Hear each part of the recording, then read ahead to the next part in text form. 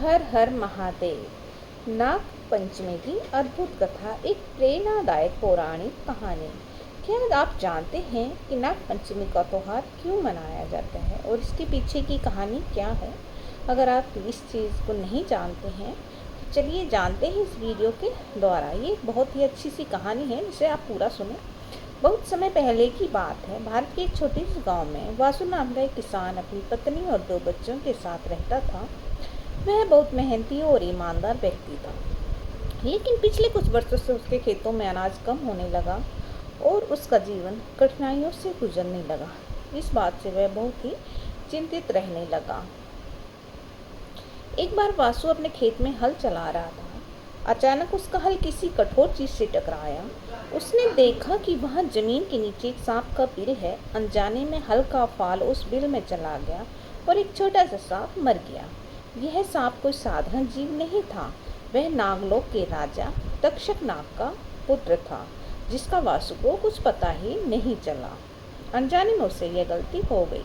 वासु को इस बात का पता नहीं था, लेकिन जब नागराज तक्षक को अपने पुत्र की मृत्यु का समाचार मिला, वह बहुत क्रोधित हुआ। उसने रात को वासु के घर जाकर अपना बदला लेने का निश्चय किया।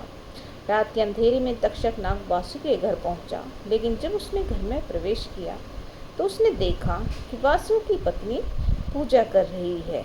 इस बात का तक्षक को बड़ा आश्चर्य हुआ। पूजा की थाल में उसने दूध, फल, फूल, अक्षत और एक छोटी सी सांप की मूर्ति रखी थी। वह भगवान शिव और नाग देवता की आराधना कर रही थी। यह देखकर नागराज को बड़ा आश्चर्य हुआ। उसने अदृश्य रूप में ही पत्नी की बातें सुनी, जो कह रही थी, हे नाग देवता, आप हमारी रक्षा करना। अगर अनजाने में हमसे कुछ गलती हो गई तो क्षमा करना। वासु की पत्नी की भक्ति और श्रद्धा ने नागराज का हृदय बदल दिया। उसने सोचा, जिस घर में इतनी श्रद्धा से नागों की पूजा होती है वहाँ हिंसा करना उचित नहीं। उसने वासु और उसके परिवार को क्षमा कर दिया और किसी को बिना हानि पहुँचाए लौट गया। लेकिन कहानी अभी यहाँ खत्म नहीं होती है, उससे आगे भी कहानी है। लेकिन यह कहानी खत्म नहीं हुई। अगली रात तक्षक नाग वासु के स्वप्न में आया और बोला, वासु, तुमने अनजाने में मेरे पुत्र का वध तो कर दिया, लेकिन तुम्हारे घर की पूजा और तुम्हारी पत्नी की भक्ति ने मेरा क्रोध शांत कर दिया है। मैं तुम्हें आशीर्वाद देता हूँ कि तुम्हारे खेतों में अब कभी अकाल नहीं पड़ेगा। हर वर्ष नाग पंचमी के दिन तुम नागों की पूजा करना और लोगों को इसकी महत्ता जरूर बताना। कि नाग पंचमी सुबह जब वासु उठा तो उसने देखा कि उसके खेतों में हरियाली छा गई है। सूखे खेत हरे हो गए हैं और फसलें लहराने लगी हैं। यह चमत्कार देखकर वह विभोर हो गया।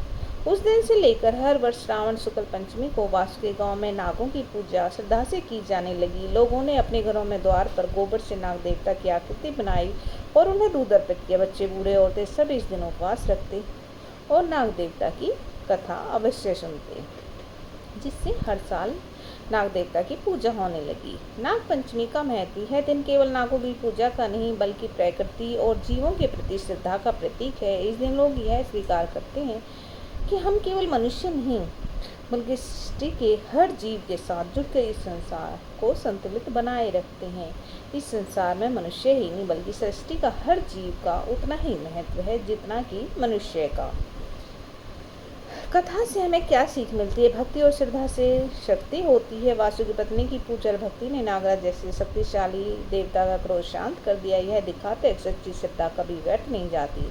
प्रकृति और जीवों के प्रति करुणा, अनजाने में हुई गलती की अवधि क्षमा करना और जीवों के प्रति संवेदना रखना, यह हमारा मन होना चाहिए। परंपराएं और रीति रिवाज केवल कर्मकांड नहीं, नाग पंचमी जैसे पर्व केवल पूजा के लिए नहीं, बल्कि प्रकृति और जीव जंतुओं के प्रति हमारे कर्तव्य को याद दिलाने के लिए होते हैं। क्षमा और करुणा। नागराज ने बदले की भावना त्याग कर क्षमा का मार्ग चुना, जिससे वासु का जीवन बदल गया। यह दर्शाता है कि शक्ति केवल दंड देने में नहीं, क्षमा करने में भी होती है।